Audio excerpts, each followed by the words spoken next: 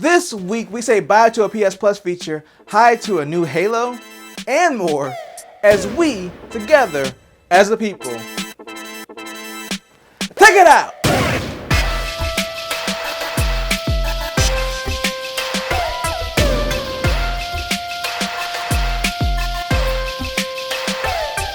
Welcome to another sensational Sunday. I'm Mike, and yes, I have returned to speak of the news related to video games. And one of the games that I've loved playing is Halo. I finished the single player campaign in Halo Infinite last year, and I still hop into the multiplayer occasionally just to see what's going on.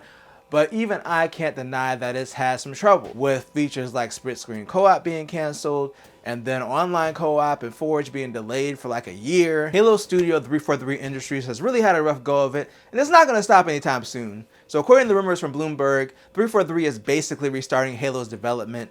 There were recent layoffs across the gaming industry, including 343, and apparently they're now deciding to switch to Unreal Engine for their games. According to these rumors, they're concerned that switching to a different engine could affect the feel of Halo, but the engine they were using before was holding them back and it was difficult to work with. They're also reporting they're working on another game on Unreal with the nickname Tatanka, and that's apparently supposed to be a battle royale but could change during development.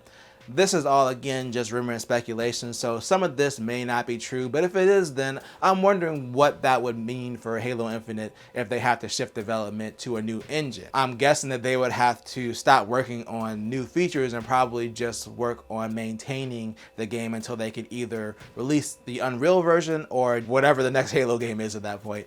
Either way, I hope everything goes well for 343 and Halo, because it may not be going well for Sony and the PSVR 2.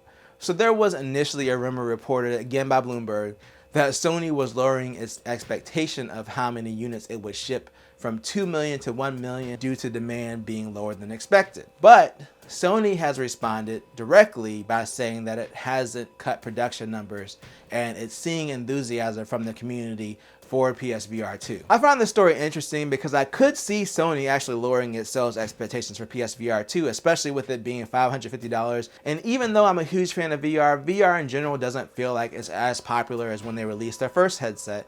And I'm not sure how well it's going to do. I did a video on my thoughts of the price, I'll link it above, but essentially the price makes sense for the tech that they're putting into it, but not necessarily for the audience that would be buying it. Again, this was all speculation from Bloomberg, which Sony is claiming is not true.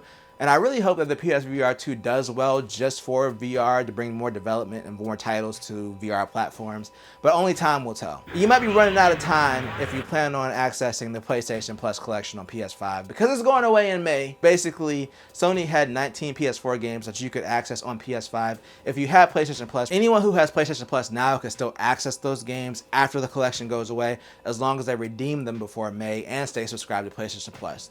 Now, 9 of these games will still be available on PS Plus Extra and Premium tier, but for everybody else that gets a PS5 after May, they won't be able to redeem them.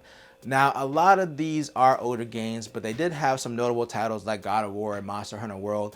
Obviously, it was an added bonus, but it feels weird for them to just get rid of it now. I'm not sure if this is another way to push people towards upgrading to Extra or Premium. I guess it makes sense from a business standpoint. If someone gets a PS5 and wants to access a bunch of games, they can spend the extra for one of those higher tiers, but it still sucks to get rid of something that they had around for free for 2 years. And unfortunately, the PS Plus collection isn't the only thing that's going away.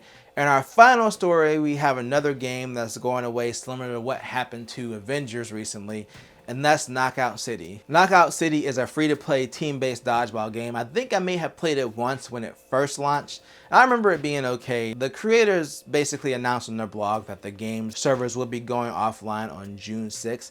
The PC version will still be playable with private servers after that, and they're doing a 2-week event before the shutdown. They basically said in the blog post that they're going to take what they've learned from this game and its community and take it forward to other projects. At least, unlike Avengers, the game will still be around in some form on PC and can be played on private servers for the people who still want to play that game. Hopefully the studio can bounce back and come out with something more successful for them.